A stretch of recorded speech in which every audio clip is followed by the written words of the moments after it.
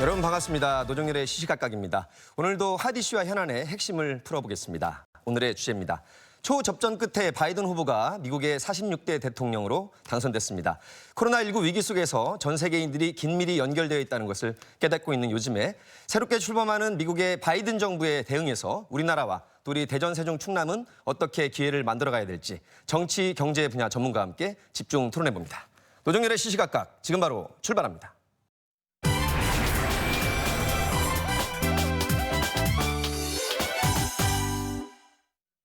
네, 바이든 행정부는 증세를 통한 경기 부양과 친환경, 인프라에 집중 투자할 것으로 예상이 됩니다. 때문에 제조업과 수출 비중이 높은 우리 대전, 충남 어떻게 기회를 만들어가야 될지 이분들과 함께 짜임새 있게 분석해 보겠습니다. 충남연구원의 성태규 선임연구위원과 함께합니다. 안녕하십니까. 어서 오십시오. 대전대학교 군사학과의 윤대엽 교수와 함께합니다. 안녕하십니까. 반갑습니다. 한국무역협회 대전, 세종, 충남본부의 김종민 팀장과 함께합니다. 네, 안녕하십니까. 반갑습니다. 세 분의 좋은 말씀 듣기로 하고요. 먼저 관련 영상으로 여러분께 안내드리겠습니다.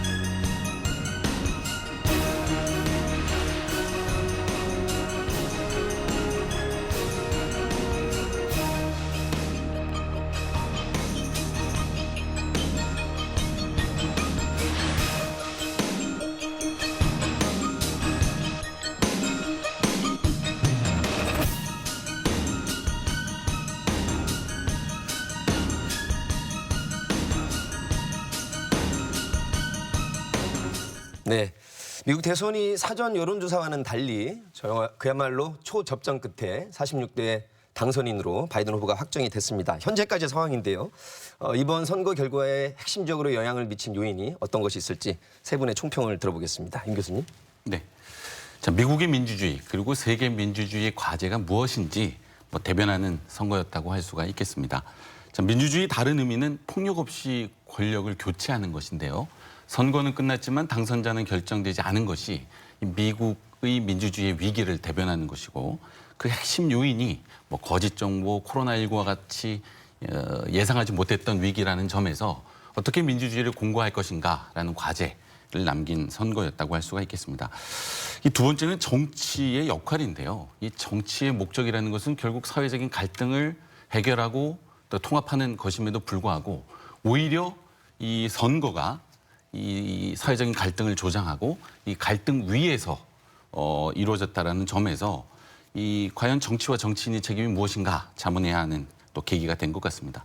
그럼 무엇보다 중요한 것은 이 세계의 민주주의, 그다음에 자유무역, 그다음에 세계주의를 주도했던 미국 정치의 핵심적인 요인이 결국은 경제 문제였다라는 점은 이제 향후 세계 질서를 바라보는 데 있어서도 가장 중요한 함의를 던지는 과제라고 할 수가 있겠습니다. 네, 전체적으로 짚어주셨고요. 성 연구위원님 어떻게 보이시나요? 이번 선거를 보고서 정권은 교체가 되었으나 큰 변화는 예상이 되지 않습니다. 바이든 후보가 내세운 그 빌드백 베터라든가 아니면 트럼프 대통령이 내세운 그레이트 아메리카 어게인이 둘 다 지향하는 그 목표가 자국 우선주의이기 때문에 그 내용에 있어서는 경제와 외교에서의 차이는 약간 있지만 큰 변화는 예상이 되지는 않습니다. 이 방법적인 면에서 약간의 그 차이가 있지만은 그렇게 커다란 차이는 예상이 되지 않습니다. 아울러 이번 선거에서 정책적인 그러한 측면이 결정적인 요인이 됐다라고 하기보다는 이 코로나 변수가 이번 대선에서 결정적인 역할을 하지 않았느냐 이렇게 생각이 됩니다. 이 코로나 때문에 세계 최대 강국인 미국에서 하루 최대 확진자, 최대 누적 확진자, 최대 사망자가 나타났다라고 하는 이와 같은 사실 그리고 이 코로나를 대처하는 데 있어서 트럼프 대통령의 미숙한 대처 이와 같은 것이 선거에 결정적인 영향을 미치지 않았느냐 이렇게 생각이 됩니다. 네, 김 팀장님. 예, 먼저 교수님께서 말씀하신 대로 박사님께서 말씀하신 대로 코로나에 대한 대응이 실패했다 이런 점이 좀 크다고 보여집니다. 코로나 이전에는 트럼프 대통령이 재선할 가능성도 높게 점쳐지긴 했었는데요. 예. 코로나에 대해서 그 실패하면서 특히 도시 지역에서의 그 민심이 많이 돌아섰다는 것이 좀 보여지고 또 우편 투표로 인해서 저소득층이나 라티노 인종의 그 투표율이 많이 높아졌다. 사상 최고 120년 만에 최고 투표율을 보일 정도로 투표율이 높아진 것도 원인이라고 생각합니다. 예, 세 분의 다각적인 미국 대선 총평을 들어봤고요. 바이든 당선인이 대선 승리를 공식적으로 선언한 자리에서 갈등을 뒤로하고 통합의 정치를 하겠다. 다시 전 세계 모범이 되겠다와 같은 말을 공언을 했습니다. 자, 바이든 정부가 이끄는 미국, 그 전 정부와는 어떤 차별점이 있을지 큰 그림에서 국내 정치와 대외 정책에 어떤 변화가 있을 것으로 보여주시는지요? 네. 네. 국내적으로는 타협적인 anything but 트럼프 정책, 그리고 대외적으로는 완전하게 anything but 트럼프 정책이 추진될 것이다. 이렇게 요약할 수 있지 않을까 생각이 듭니다. 자, 미국 이번 선거를 통해서 결국 가치, 인권 문제보다 더 중요한 것은 경제 문제다라는 점이 더 명확해졌고요. 그래서 뭐 민주당과 공화당의 뭐 정책적인 차이는 분명히 있지만 그럼에도 불구하고 미국 경제를 회생시키기 위한 적극적인 뭐 바이든 행정부의 경제 정책이 추진될 것이고 이것이 경제 성장, 뭐 사회 통합, 보건 의료 정책의 변화를 야기하게 될 것으로 생각됩니다. 다만 뭐 방법론적인 측면에서는 차별성이 있을 건데요. 이제 트럼프 행정부는 감세 정책을 통해서 경기 부양을 하려고 했다면 바이든 후보는 당선자는 이미 후보 시절부터 이 증세를 통해서 또 법인세를 인상함으로써 이런 사회 경제 정책에 소요되는 재원을 마련하겠다라고 하는 측면을 강조한 바가 있었습니다. 자, 대외적으로는 분명히 트럼프 행정부와는 다른 뭐 정책이 추진될 것으로 예상이 됩니다.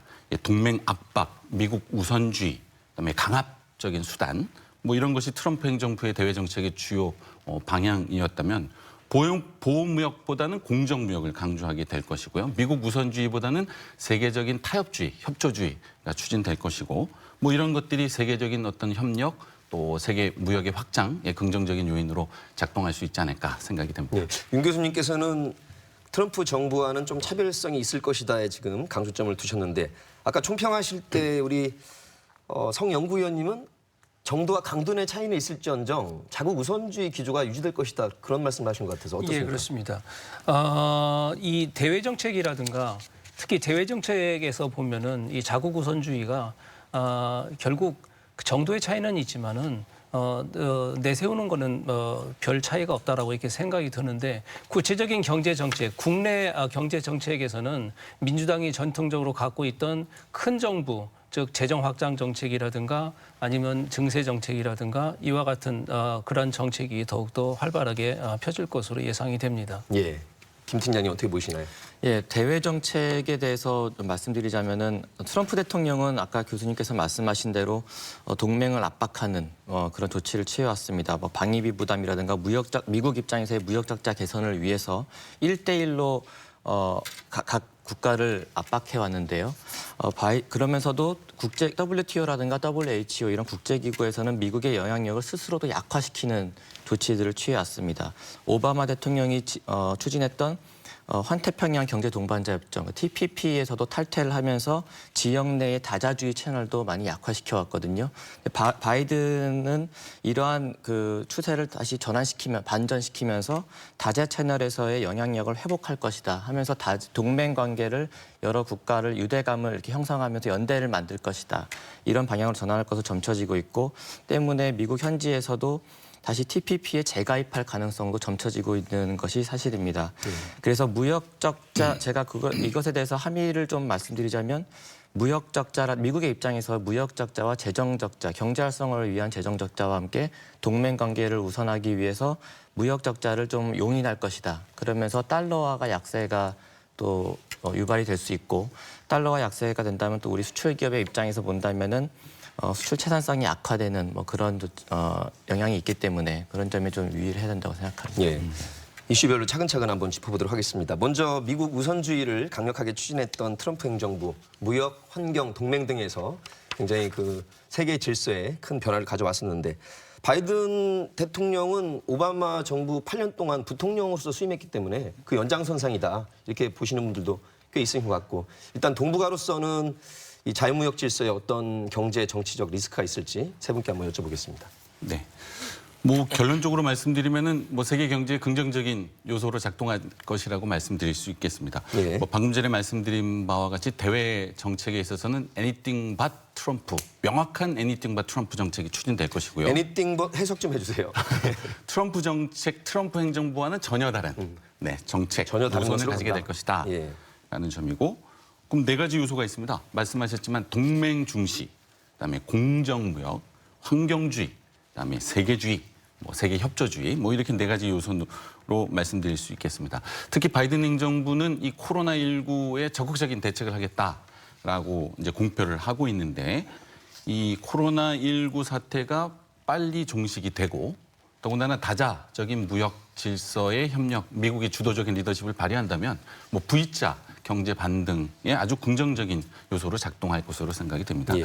지금 문제는 이 미중 갈등의 문제인데 일단 보호무역에서 공정무역으로 갈 것이고 미중 간의 이 구조화된 무역 적자 문제를 해소하는 데 있어서 협상이 기반할 것이라는 점은 말씀하신 대로 오바마 행정부의 연속선상에서 진행이 되겠지만 이 미중 간의 경제적인 문제는 이게 사실 구조적인 문제이고 그 볼륨이 너무 크기 때문에 예. 장기적으로 해소되어야 한다는 문제가 있습니다.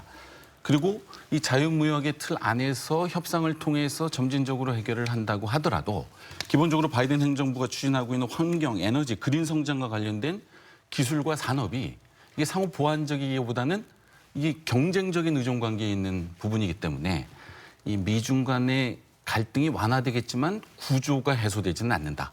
결론적으로 말씀드리면 이 정치 리스크는 계속될 것이다. 예. 라고 말씀드릴 수 있을 것 같습니다. 네, 김 팀장님 어떻게 보십니까? 예, 바이든 대통령의 그 임기 초기의 주요 관심사는 아무래도 코로나 극복 등 그 국내 사안에 초점이 맞춰져 있다고 전망이 되고 있습니다.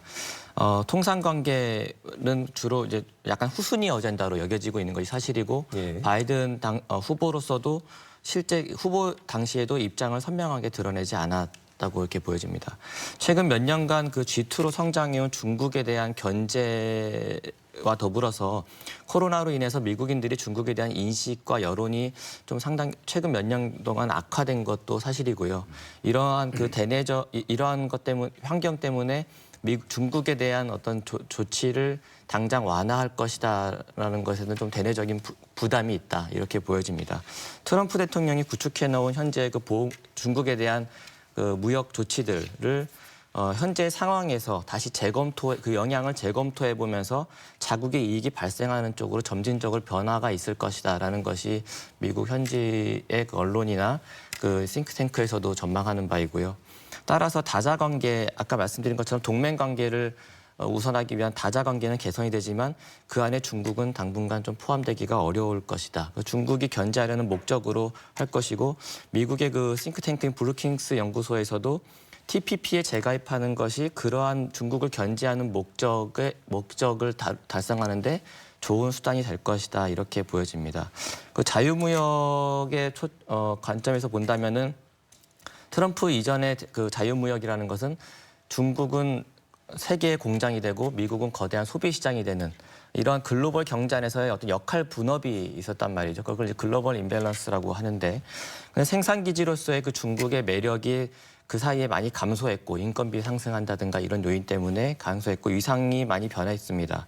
그 중국을 부상을 견제하려는 미국의 의도가 또 있다는 것을 감안한다면 글로벌 밸류 체인에 있어서 미중 간의 그 분업적인 관계가 좀 많이 약화되었다. 이전과는 좀 다른 측면으로 돌아갈 것이다. 이렇게 보여지고 있고 그렇기 때문에 미국도 리쇼어링, 그러니까 즉 자국 내 생산을 촉진하고 또한 그 베트남과 멕시코 같은 어떤 아시아 태평양 지역의 다자주의로 이렇게 묶을 수 있는 다른 대체 국가에 대한 어떤 정책적인 의존도가 중국을 대체해서 하는 의존도가 좀 높아질 수 있다 이렇게 전망이 되고 있습니다. 예, 미국 국내 쪽의 변화와 또 미중 무역 갈등 해소에 관한 부분을 짚어주셨고요. 우리 성 연구위원님께 여쭤보겠습니다.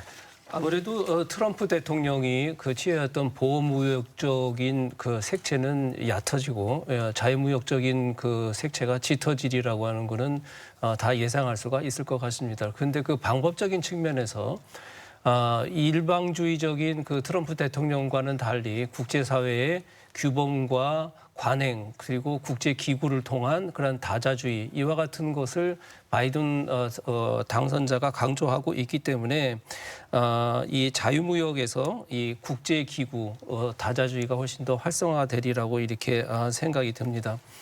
아울러서 이 바이든 당선자의 그 외교를 보면은 트럼프 대통령의 미국 일방주의에서 벗어나서 특히 이 동맹을 또 중시하는 그와 같은 성향을 보여주고 있습니다. 트럼프 대통령이 이 나토를 경시한 그러한 측면에서 이 회복을 해서 다시 이제 바이든 대통령은 나토를 중시를 하고 이 미중 간의 갈등에서도 미국이 1대1로 중국과 그 갈등을 벌이는 그와 같은 양상에서 한미일 이 동맹 체제, 동맹 네트워크를 통해서 중국을 이 압박하는 그와 같은 식으로 이 외교가 진행이 될 것 같다는 그런 생각이 듭니다. 저는 미국의 외교와 관련해서 바이든 대통령이 당선이 되면서 우리나라에 직접적인 영향을 미치는 것이 대북 정책이라고 생각이 듭니다. 그 이유는 이 바이든 대통령이 바이든 당선자가 옛날이라든가 지금에서 갖고 있는 그 스탠스는 이 북한의 대북 이 해결 방법에서 북핵 문제를 전제 조건으로 내세웠다는 점에서 이 커다란 변화는 아니지만 중요한 의미를 함축하고 있다고 생각이 듭니다.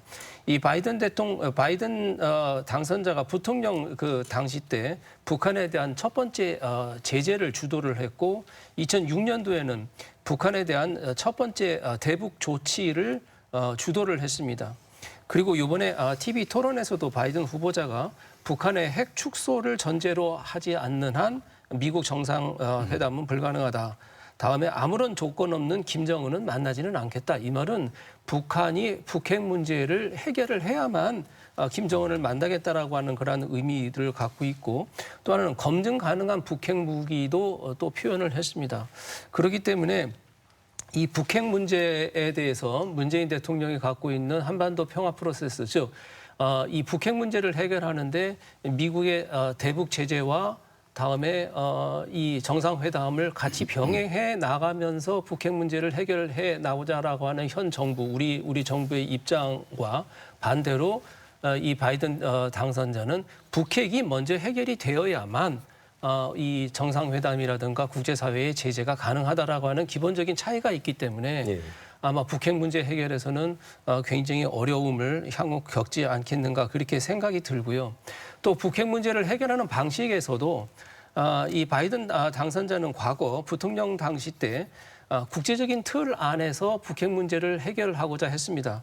구체적으로는 육자 회담이라는 틀 안에서 이 강대국이 북한 체제의 안정성을 보장을 해주고 그 대가로 북핵 문제를 해결해주는 그런 육자 회담이라는 구도를 가지고 갔었는데 사실 트럼프는 그렇게 가지는 않았거든요. 자기가 1대1로 친분을 과시하면서 해결을 하려고 하는 그런 구조였었기 때문에 북핵 문제의 내용과 해결 방식에서도 차이가 있다라고 하는 그런 점을 말씀을 드리고 싶고 또한 트럼프와는 달리 트럼프는 정상회담을 통해서 일괄 타결을 해 나가는 탑다운 방식의 이 북핵 문제 해결을 추진을 했다면 바이든 후보자는 실무 회담을 통해서 이 바다막 방식으로 해결하라고 하는 그와 같은 방식을 추진할 것으로 예상이 됩니다. 또 하나 여기서 대북 정책과 관련해서 강조하고 싶은 거는 이 바이든 이 당선자가 북한 인권 문제를 굉장히 중요시하고 있다는 점을 강조드리고 싶습니다. 이 바이든 당선자가 2004년에 상원의원 당시 때 북한 인권법을 주도를 했었고 김정은을 독재자나 폭군이라고 지금 표현을 했고요. 또한 요 근래 그 언론 보도에 의하면 내년도에 북한 인권 특사를 임명할 가능성이 있다라고 하는 그런 언론 보도가 나온 점을 봐서 이 북한 인권 문제를 거론을 하면서 이 북핵 문제 해결 다음에 북미 간 아니면 남미 간 한반도를 둘러싸고 있는 동북아의 지형이 굉장히 해결하기 어려운 그와 같은 방식으로 가지 않겠는가 하는 것이 염려가 됩니다. 사실 북한 인권 문제는 김정은 체제의 아킬레스 근이기 때문에 북한으로서는 도대체가 도저히 받아들일 수 없는 그러한 조건이라는 점에서 우리가 유념해 볼 필요가 있고요. 저 개인적으로는 2021년도 즉 바이든 행정부 출범 첫 해에 북한에 강한 행동 가능성이 있지 않겠는가라고 예측이 듭니다. 그 이유는 이 오바마 행정부가 출범하고 다음에 트럼프 행정부, 문재인 정부가 출범했을 때 첫 해에 북한은 꼭 강한 도발을 했습니다. 일종의 새로운 정부가 출범을 했으니 우리 북한 문제, 북핵 문제를 어떻게 너네가 대응할 것인가에 대한 맛보기용 그런 도발을 했었는데 예. 그와 같은 도발적인 행동이 내년도에 나올 수가 있지 않겠는가. 안 나왔으면 물론 좋겠지만. 뭐 예상이고 예, 그렇습니다. 기대를 하지 않습니다만 혹시나 그 다선의 상원의원 출신이고 부통령을 8년을 역임했고 국제 정세가 변하는 걸 보면서 예전에 바이든이 아니라 어나더 바이든 변화할 가능성은 없습니까? 지금 이제 그 전의 상황과 최근에 공언한 걸 짚어주셨는데 그렇다면 정치적으로는 한반도는 사실 되게 위기에 들어갈 수도 있거든요. 네, 그렇습니다. 그러니까 정치적으로는 리스크가 계속될 것이고 예. 또 경제적으로는 기회가 또 새로운 기회가 부여되지 않을까라는 것이 뭐 아니 반대로 그러면 예측할 수 사실은 있죠. 존경하는 인물 중에 고 김대중 대통령을 꼽고 두 분이 뭐 악수도 하고 넥타이도 교환할 정도로 그렇습니다. 그러니까 인간적으로는 김대중 정부를 굉장히 빌 클린턴과 함께 네. 평화 모드가 조성됐다가 여러 가지 이제 사정으로 안 됐었는데 지금 이 성영표님 말씀 들으니까 한반도가 트럼프는 김정은과 세 차례를 만났단 말이에요. 그러면 바이든 정부는 초기에는 전혀 그럴 가능성이 없을까요? 자, 남북 관계에 있어서 바이든 행정부가 가진 기본적인 원칙은 아까 말씀드린 트럼프 행정부와는 전혀 다를 겁니다. 트럼프는 탑다운식으로 트럼프 대통령이 직접 협상 테이블에 나가서 빅딜을 하는 형태였다면 바이든 행정부는 기존의 뭐 오바마 행정부라든가 뭐 똑같은 노선이 될 텐데요. 사전에 합의할 수 있는 아젠다가 구체적으로 결정이 되어야지만 최종의 의사결정자가 나가서 협상을 하는 그런 그동안 절차적인 과정이 말했던 될 전략적 것이다. 인내가 또 계속 지속되는 것 아니냐. 이게 사실 이제 아무것도 안 하는 상황이 될 수 있어서요. 사실 전략적 인내가 말이 좋아서 그런 거지 아무것도 안 하고 그냥 북핵 완전 무장할 때까지 우리는 지켜보겠다 이렇게 들릴 수도 있거든요. 네. 근데 전략적 인내, 오바마 행정부가 추진했던 전략적 인내와는 지금은 상황이 전혀 다르다고 생각하시면 될 것 같습니다. 이제 오바마 행정부가 전략적 인내라는 것, 그러니까 절차를 거쳐서 협상을 하고자 한다라는 전략을 제시한 것은 당시 북한이 핵을 보유하지 않은 국가였고요. 당시 정보 판단은 북한이 핵을 개발한다고 하더라도 그것이 2020년대 중반이나 되어야 한다는 정보 판단에 근거해서 시간을 가지고 완벽한 비핵화 협상을 하고자 했던 것인데 지금은 북한이 분명히 핵을 가지고 있습니다.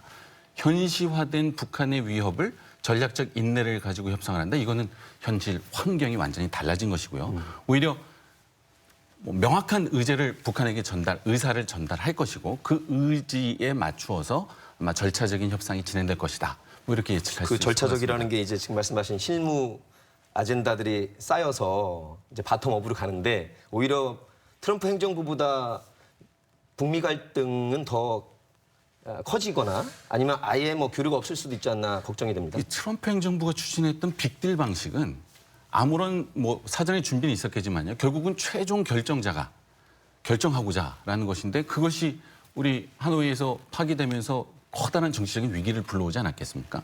근데 이게 절차적인 협상이 필요한 것도 한편으로는 긍정적인 영향을 미칠 수 있는데요. 예. 북한이 비핵화를 하겠다라는 명확한 의지가 아젠다로 세팅이 되어야 되고요. 그렇다면 북한의 비핵화에 따라서 북한의 체제 안전 보장을 위해서 미국은 무엇을 해주겠다라고 하는 사전에 분명한 아젠다를 가지고 협상이 진행되고 그리고 최종 의사결정자가 만나서 협상을 한다면 오히려 예. 이 협상이 파기됨으로써 발생하는 리스크를 줄일 수 있는 협상의 방법이 되지 않을까 기대를 작지만 해봅니다. 하나하나 차곡차곡 쌓여간다면 좋은 면으로 작용할 수도 있다라는 그렇습니다. 점을 짚어주신 것 같습니다. 자, 이제 경제 쪽으로 들어가 보겠습니다. 아까 김 팀장님이 몇 차례 강조하신 바가 있는데 파리 기후 변화 협약 다시 재가입하거나 TPP에 재가입할 경우에 우리나라 지금 자동차, 철강, 석유화학 쪽에 특히 이제 탄소세가 수입품에 부과가 된다면 굉장히 어려움을 겪지 않을까 싶어서요. 한번 여쭤봅니다. 예, 그 바이든 이제 정부가 들어서면 경제 정책에 있어서 우리나라에 영향을 미칠 수 있는 요소가 방금 말씀하신 것처럼 탄소세가 있고요. 그다음에 그러니까 환경 분야에 대한 어떤 규제를 좀 강화하겠다는 부분이 있고 또 한 가지는 아까 잠깐 말씀드린 것처럼 TPP입니다. 이거는 좀 뭐 약간은 좀 앞서 나가는 이야기일 수도 있겠지만 현재까지 어떤 뚜렷한 그림이 나와 있지 않기 때문에 앞서 나가는 얘기일 수 있겠지만 어느 정도 시나리오를 가정하고 좀 말씀을 드려보자면 일단은 아까 잠깐 말씀드린 것처럼 바이든 당선자가 통상 문제보다는 국내 문제 해결에 우선순위를 두고 있기 때문에 단기간에 TPP 재가입 논의가 좀 시작되기는 어려울 것이다 이렇게 보여집니다. 네. 만약에 가입이 된다고 하더라도 환경이나 지금 기존에 일본이 주도하고 있는 CPTPP, 그러니까 포괄적 점진적 그 환태평양 경제 동반자 협정이라고 하는 그러니까 미국이 탈퇴하면서 일본이 좀 주도하면서 이렇게 유지를 하고 있었는데요. 거기에 다시 재가입을 하더라도 그 환경과 노동 또 지식재산권을 비롯한 뭐 서비스업, 정보 분야 이런 것에 있어서 개방을 어떤 조건으로 걸고 다시 들어갈 가능성이 높다. 그렇기 때문에 미국이 가입을 한다면 그 동맹국인 한국에게도 가입을 권유할 가능성이 있기 때문에 최근 홍남기 부총리께서 언급하신 것처럼 그런 가능성에도 우리가 좀 대비를 해야 된다. 이렇게 여겨지고 있고요. 이것이 좀 중요한 이유는 아까 말씀드린 것처럼 현재 CPTPP가 일본이 주도하고 있기 때문에 우리가 미국의 그 권유로 다시 TPP에 들어가게 된다면 일본과의 관계 개선을 다시 해야 하는 그런 것이 좀 필수적입니다. 그렇기 때문에 미국이 중재에 나서면서 일본과의 관계를 개선시키는 레버리지로 작용할 가능성이 있다. 뭐 이런 부분에 좀 주목을 해야 될 것 같고 TPP가 가입을 하는 것에 대해서 산업별로 영향을 본다면 저희 협회에서 5년 전에 그 오바마 대통령 당시에 우리 협회 그 수출 기업들에게 설문조사한 내용이 있습니다. 거기에 보면은 TPP 가입을 찬성한다는 의견이 62.2%였고 반대한다는 것은 3%였습니다. 예. 주로 찬성하는 이유는 어떤 최종재 수출을 확대할 수 있는 여지가 생길 것이다. 시장 확대가 열릴 것이다. 그다음에 지금 각 양자 FTA로 인해서 좀 복잡하게 설정돼 있는 원산지 규정을 하나로 통일시켜 단일화시키면서 여러 가지 행정 비용이 줄어들 것이다. 이런 의견이 있었고요. 반대하는 이유로는 실질적으로는 멕시코나 일본과 FTA를 체결하는 효과가 있기 때문에 일본 수입이 좀 증대되고 그다음에 농축산물 시장 개방 압력이 있을 것이다. 이런 것이 좀 반대 이유였습니다. 예. 산업별로는 주로 베트남 지역의 동남아 지역의 그 생산 시설을 갖춘 섬유, 의류, 가전 업종이 좀 환영을 했고요. 그다음에 일본과의 경합성이 높다고 여겨지는 그 자동차 부품, 석유화학, 기계 부문은 다소 우려를 나타낸 바가 있습니다. 주요 그 우리 지역의 충남 대전 지역의 그 수출품인 반도체나 디스플레이 쪽은 이미 관세 철폐가 돼 있기 때문에 영향이 좀 미미하다 이런 의견이 있었고요.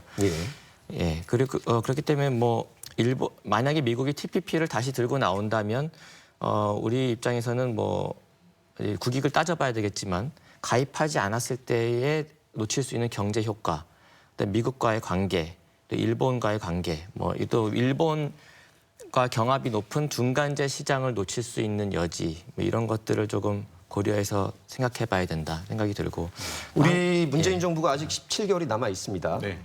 물론 이제 미국 대통령은 4년 해서 재선 8년까지는 할 수 있는데 그 바이든 행정부가 얘기하는 친환경 인프라 구축이 우리 뉴 그린 4차 혁명과도 좀 맥락이 닿을 수 있을까요? 네, 그렇습니다. 직접적으로 환경 산업을 육성하고 이것이 세계 무역의 새로운 시장을 개척하는 데 있어서 긍정적인 영향을 미칠 것으로 생각이 됩니다. 예. 다만 문제는 이 탄소 제로의 시점이 되겠는데 바이든 행정부는 2035년까지 발전에 있어서의 탄소 제로, 2050년까지 탄소 제로 뭐 이런 비전을 가지고 있는 반면 한국은 아직까지 여건이 준비가 되지 않기 때문에 잠정적으로 발표된 계획이겠지만 2100년으로 아직까지 시간 텀을 많이 잡고 있는데 예. 이 미국에 있어서 신경제를 주도하는 미국의 리더십이 강화된다면 이 탄소 경제를 주도하는 데 있어서 시간적으로 좀 단축할 필요가 있겠다. 뭐 그런 과제가 좀 부여된다라고 할 수가 있겠습니다. 그리고 한국 경제에 있어서 이제 두 가지 과제인데 2019년도에 한국 전체 수출이 10%나 감소를 했는데 뭐 올해는 이제 코로나19 때문에 이제 세계 수출이 감소했고요. 2019년에는 이제 미중 갈등으로 인해서 이제 보호무역주의로 인해서 갈등했는데 바이든 행정부가 출범한다면 분명히 한국 경제에 있어서는 뭐 긍정적인 요인으로 작동할 것이다라고 평가를 할 수가 있을 것 같습니다. 예. 뭐 일각에서는 TPP에 가입하는 것이 한국 경제에 부담이 되지 않겠느냐라고 지적하는 의견도 있는데 이미 한국은 FTA에 의존하는 자유무역 비중이 상당히 높은 국가입니다. 일본보다도 훨씬 높은데요. 수출의 74%, 수입의 77%가 FTA 협정 국가하고 진행될 만큼 뭐 자유무역 국가라고 할 수 있는데 뭐 TPP에 가입하는 것이 앞서 말씀하신 바와 같이 오히려 경제적인 긍정적인 영향을 미칠 수 있다라는 점 말씀드리고 싶고요. 그리고 얼마 지나지 않으면 11월 15일에 RCEP라고 하는 영내 포괄적 경제 동반자 협정이죠. 이거는 중국이 참여하고 동아시아 아세안 국가를 중심으로 진행되고 있는 협정도 곧 서명이 될 예정입니다. 자, 그렇다면 미중 간의 경제적인 갈등이 구조화될 수밖에 없다라는 전제를 한다면 한국이 RCEP에도 가입하고 CPTPP에도 가입함으로써 미중 간의 경제적인 협력의 중재자로서 뭐 역할을 모색하는 것도 한 가지 방법이지 않을까 생각이 됩니다. 예, 위기이자 기회의 측면이 다 네. 병존하는 걸로 보고 계시고요. 성 의원님. 바이든 후보자가 친환경 이 다음에 이 노동 문제에 대해서 관심을 많이 보여왔는데요. 이 그럼으로 인해서 이 친환경 노동 문제로 인한 향후 지역 산업의 피해가 우려가 되는 측면도 있습니다. 이 우리 그 대전 충남 지역의 그 산업 경제를 보면은 주력 산업이 주로 대중국으로 많이 되어 있고, 예. 다음에 또 지금 현재 미중 무역 갈등 보호무역주의로 이 글로벌 환경에 따라 굉장히 취약한 상태에 있습니다. 이 특히 이 바이든 후보 당선자가 이 말하는 친환경 그 산업 때문에 자동차 및 이 철강 산업에 좀 부정적인 영향이 우려가 되고 있는데요. 사실 이 친환경이라든가 노동이라는 문제가 새롭게 튀어나온 문제가 아닙니다. 이에 따라서 옛날 이명박 정부도 녹색 경제를 준비를 했었고 문재인 대통령께서도 그린 뉴딜 정책을 통해서 많은 관심과 이 투자를 지금 하고 있기 때문에 윤 교수님이 말씀하신 대로 이 우리가 작성했었던 그 타임 테이블을 좀 더 앞당긴다라고 하는 그와 같은 목표를 우리가 잡아야 되는 것. 예. 그렇기 때문에 새로운 문제가 아니기 때문에 우리가 어떻게 준비를 하느냐 거기에 따라서 피해를 최소화할 수가 있다라고 하는 그런 측면이 들고요. 다음에 이 바이든 후보자가 내세운 그 온전한 미국, 즉 미국 사람에 의해서 미국 내에서 만들어진 그러한 생산품 이를 강조를 하고 있는데 이것이 결국 이제 노동의 문제로 귀결이 됩니다. 거기에 따라서 이 자동차라든가 철강의 문제가 피해가 우려가 되고 있습니다만은 예. 이 노동의 문제도 새롭게 나온 이슈가 아니기 때문에 우리가 어떻게 대처를 하느냐에 따라서 피해를 최소화하고 오히려 기회로 만들 수가 있다라고 이게 생각이 듭니다. 긍정적인 측면도 있습니다. 긍정적인 측면이라고 하는 거는 이 트럼프 대통령의 일방주의로 인해서 경제적인 불확실성이 경제 주체에 의해서 있었는데 이제 다자주의 국제 기구를 통한 이러한 이 무역 질서의 확립 이렇게 함으로써 경제 주체들의 불확실성이 없어졌거든요. 예. 그래서 경제 주체가 좀 더 확실성을 가지고 투자를 내세우고 무역과 교역을 할 수가 있기 때문에 이러한 긍정적인 측면도 우리가 놓쳐서는 안 된다라고 하는 말씀을 말씀을 들어보니까 말씀드리고 싶습니다. 우리가 어떻게 하느냐가 굉장히 중요하다는 기회와 위기가 상존하기 때문에 그런 말씀이시고 우리 대전, 충남이 울산 다음으로 제조업 비중이 높고요. 수출에 있어서도 경기도 다음으로 비중이 높은 지역이라서 이 바이든 행정부의 대응에서 우리 대전, 세종, 충남은 어떤 대응을 하는 것이 중요할지 오늘의 핵심 주제이기도 합니다. 한번 짚어주시죠. 네, 지금 말씀하신 대로요. 대전, 충남 지역은 제조업 중심의 대외 의존도가 높은 지역이다. 이렇게 해서 요약해서 말씀드릴 수 있을 것 같습니다. 이제 지역 내 총생산도 경기, 서울 다음으로 높고요. 그다음에 제조업이 차지하는 비중도 46.9%나 됩니다. 충남 지역이. 대전은 16.8%인데요. 이것은 울산 다음으로 높은 수준입니다. 그리고 우리나라 전체 수출에서 차지하는 비중도 충청남도가 14.7%, 대전이 0.7%, 합치면 이제 15.4%인데요. 뭐 21%인 경기 다음으로 높은 지역입니다. 이런 산업 구조를 고려하면 대외 환경의 변화에 민감할 수밖에 없다라는 점을 말씀드릴 수 있겠는데 앞서 우리 말씀하신 대로 자유무역이 확대되고 또 경제적인 기회가 확대되는 뭐 이런 새로운 시장이 개척이 된다면 뭐 대전 충남 지역의 경제도 새로운 기회를 맞게 될 것이다. 예. 뭐 이렇게 말씀드릴 수 있을 것 같습니다. 네. 항상 지금 위기와 기회의 이 가능성이 있어서 다각도로 짚어주고 계십니다. 김 팀장님 어떻게 보십니까? 예, 뭐 교수님께서 말씀하신 대로 그 대외적으로 민감한 지역이 맞고 그리고 제조업의 비중이 큰데 그 제조업의 비중을 보자면 주로 전기전자, 정밀기기, 그다음에 석탄 및 석유화학 제품 그리고 마지막으로 세 번째로는 기계 운송 장비 제조업입니다. 뭐 주로 자동차 부품 이런 것인데요. 주로 이제 가장 큰 업종을 보자면은 반도체와 컴퓨터인데 결론부터 말씀드리면은 이쪽 업종의 그 전망은 결론적으로 좀 보합 상태다. 예. 뭐 더 특별히 좋을 것도 없고 나쁠 것도 없다. 뭐 이렇게 보여지는 상황이 아직까지는 그런 상황인데요. 바이든 대통령이 당선자가 트럼프 대통령이 실패형 코로나 대응 문제를 잘 극복하고 경제 회복 시나리오를 어느 정도 현실화하는 데 성공한다면 수요 회복에 긍정적으로 작용할 것이고 더불어서 중국 견제로 인해서 제한되고 있는 대중국 수출, 지금 화웨이에 대한 그 공급이 막혀 있는데 그런 부분에 대해서도 지금보다는 악화되지는 않을 것이다. 이렇게 전망을 한다면 조금 다소 긍정적이다 봅니다. 또 한 가지는 IT 산업에 의해서 이제 석유 제품, 화학 제품이 우리 지역의 주로 수출품인데 경기 회복에 의해서 또 유가 상승이 좀 일어날 것으로 유발될 것으로 지금 전망되고 있기 때문에 실제로도 바이든 당선자가 당선되고 나서도 지금 유가가 오르고 있고요.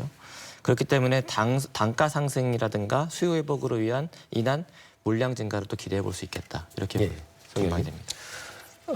우리 그 충남의 산업 경제를 보면은 대중국 의존도가 높은 편입니다.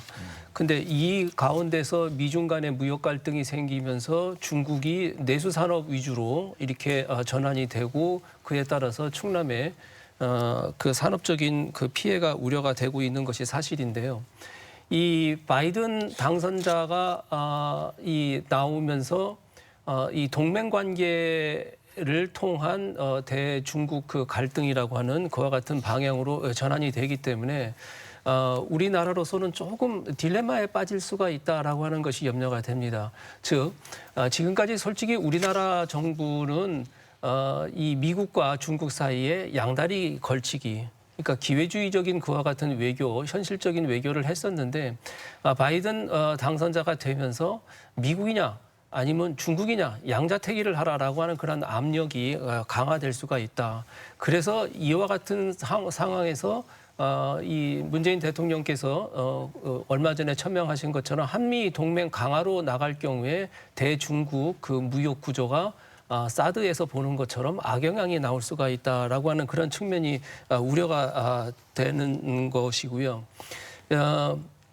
그래서 여기서 제가 주목하고자 하는 거는 미중 간의 갈등에서 이 문재인 대통령께서 새롭게 이 교류 협력의 블루오션을 찾자 이래서 신남방 정책과 신북방 정책을 주창을 하셨어요. 신남방 정책은 아세안 7개국과 인도하고 새롭게 교역 지역을 넓히고 다음에 협력 그 지역을 넓히고 신북방 정책은 러시아와 다음에 구소련 지역, 즉 스탄 국가라고 불리는 우즈베키스탄, 카자흐스탄 이와 같은 국가들과의 새로운 이 교역 지평을 넓히는 그와 같은 이 정책을 피고 있는데 이 충남에서도 미중 간의 갈등이 이 바이든 그 후보자 당선자가 나왔을 때 어떻게 개선될리라고 하는 그런 전망이 없기 때문에 대중 그 교역에서 나오는 그런 피해를 신남방 정책이나 신북방 정책을 개척을 해 나가면서 우리가 같이 위기를 극복을 해내고는 그런 어떤 지혜가 필요치 않겠는가 하는 그런 생각이 듭니다. 사실 우리 한반도 대한민국의 지정학적, 역사적 숙명인 것 같습니다. 사실 뭐 미국 편, 중국 편이 아니라 우리는 G2라는 양대 강국 사이에서 기회를 모색해야 되니까 말이죠. 실리 외교를 펼칠 수밖에 없고요. 어느 정부나 강조점은 조금씩 다르겠지만 그 지향을 계속 이어나가야 될 것 같습니다. 이제 총평 또 마무리 말씀 삼아서 우리 충청은 대한민국의 중심이기도 합니다만 동북아의 중심이기도 하고요. 또 환항해권 인구가 무려 20억이 넘는 굉장히 중요한 지점입니다. 우리 대전, 세종, 충남이 이 변화하는 국제 질서 속에서 어떻게 지역 경제도 살리고 또 나라 경제에 보탬이 될 수 있을지 오늘 저희 시시각각에서 꼭 강조하고 싶었던 말씀 들어보도록 하겠습니다. 네, 감사합니다. 자, 환황해라고 하는 지정학적 공간은 말씀하신 대로 20억의 인구가 집중되어 있고 세계 1, 3 그리고 10위권의 한국이 경제교육이 이루어지는 공간이라고 할 수 있겠습니다. 하지만 이 지정학적인 공간에 매몰되다 보면 이제 앞서 우리 말씀해 주신 바대로 미중 간의 갈등, 한일 간의 갈등도 심화되고 있는데요. 남북 간의 갈등, 그다음에 일중 간의 갈등, 이 교차하는 위기, 정치적인 리스크 공간이라고도 할 수가 있겠습니다. 그래서 우리 충남에서는 환황해 포럼이라고 하는 아주 좋은 포럼을 개최하고 계신데 예. 이게 지정학적인 개념이라기보다는 오히려 아젠다 중심의 네트워크의 중심이 돼서요. 뭐 이 지정학적인 구속으로 벗어나서 오히려 세계적인 협력의 구심점으로서 뭐 기능을 한다면 오히려 이 환황해 지역 또는 동북아 지역의 평화 협력을 뭐 촉진시키는 가장 중요한 역할을 할 수 있지 않을까 그렇게 생각이 됩니다. 그리고 또 한 가지 아무튼 정치 리스크, 경제 리스크 또 알지 못하는 코로나19와 같은 리스크가 상시화되는 시대에 살고 있습니다. 그래서 이런 리스크에 대한 책임을 누가 져야 하느냐, 중앙정부만 하느냐, 지방정부도 해야 되느냐라고 하는 논의가 진행되고 있는데 예. 저는 분명히 지방정부 역할도 이제 좀 강조될 필요가 있다고 생각됩니다.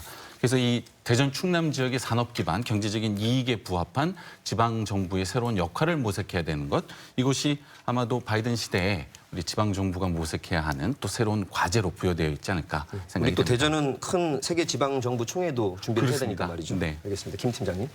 예, 교수님 말씀하신 것처럼 여러 가지 경제에 있어서도 불확실성, 리스크가 상존하고 있기 때문에 이 코로나 사태에서도 보듯이 이런 리스크를 좀 경제 충격을 완충할 수 있는 그런 지방 정부로서 재정적인 여력을 조금 어느 정도 확보해 두는 것이 좀 중요하다 이렇게 보여지고요. 예. 첫 번째 강조하고 싶은 것은 그것이고 두 번째로는 환황해 지역, 동북아 지역에서의 그 역할을 보자면 충남과 대전은 뭐 대전의 경우는 과학도시, 뭐 AI라든가 이런 IT 산업에서의 발전된 부분이 있고 과학도시로서 발전된 부분이 있고 또 충남은 반도체와 자동차, 석유 제품 이런 우리나라의 대표적인 수출 품목을 모두 생산해내는 어떤 드문 지역 중에 하나란 말이죠. 그러니까 그렇기 때문에 그런 것으로서 경제의 대표 지역으로서 좀 역할을 할 수 있다는 생각이 들고요. 마지막으로는 혹시 지역 내 그 중소기업인 분들의 이야기를 들어보면 일자리가 있어도 우수 인력을 채용하기가 어렵다. 그래서 예. 지역 내 인재를 좀 육성하고 타 지역으로의 이탈을 방지하고 오히려 유치할 수 있는 그런 교육과 생활 인프라를 구축해내는 것이 좀 중요하다 이렇게 말씀드립니다. 네, 청 의원님. 우리 대전 충남 지역의 지역 경제가 맞이하고 있는 새로운 환경을 보면 첫 번째는 이 바이든 당선자가 바이든 행정부가 출범에 따라서 나오는 변화. 다음에 바이든 행정부의 출범과 무관하게 우리가 또 준비해야 되는 거, 또 지역적으로 또 따로 준비해야 되는 거, 이와 같이 분류를 할 수가 있을 것 같습니다. 바이든 행정부 출범에 따라서는 우리가 장기적으로 부정적인 거는 그 영향을 최소화하고 긍정적인 거는 잘 활용하려고 하는 그런 지혜가 필요하고요. 다음에 두 번째 제가 강조하고 싶은 거는 우리 바이든 행정부 출범과 관련 없이 우리 지금 시대적인 과제에 대해서 좀 생각을 해보고 싶습니다. 지금 우리가 초유의 그 코로나 팬데믹을 겪고 있는데 이 지역 경제의 그 발전이라고 하는 게 양적 성장뿐만 아니라 지역에 있어서의 위기도 우리가 극복을 하는 것이 또 그 발전의 그 카테고리 안에 들어간다고 생각합니다. 우리 대전 충남 지역의 이 코로나 팬데믹으로 인해서 특히 많은 피해가 예상되는 또 많은 피해를 입고 있는 중소자영업자와 중소기업에 대한 피해를 최소화할 수 있는 그러한 안정화 정책 예. 이와 같은 것도 지역 발전에서 우리가 꼭 챙겨야 된다. 이거는 급한 것이다. 예. 당장 내년, 내후년도 이게 언제까지 지속이 될지 모르는 거기 때문에 우리 지역에서 이 중소자영업자와 중소기업에 대한 지원 그리고 피해 회복 안정화 정책이 꼭 필요하다라고 하는 것을 말씀을 드리고 싶고요. 세 분의 총체적인 분석 잘 들었습니다. 새로운 국제 질서 속에서 우리의 기회를 잘 살릴 수 있도록 시민 도민 여러분들의 많은 관심과 응원 바라겠습니다. 노정열의 시시각각 오늘은 여기까지 함께해 주셨고요. 다음 시간에 뵙겠습니다. 고맙습니다.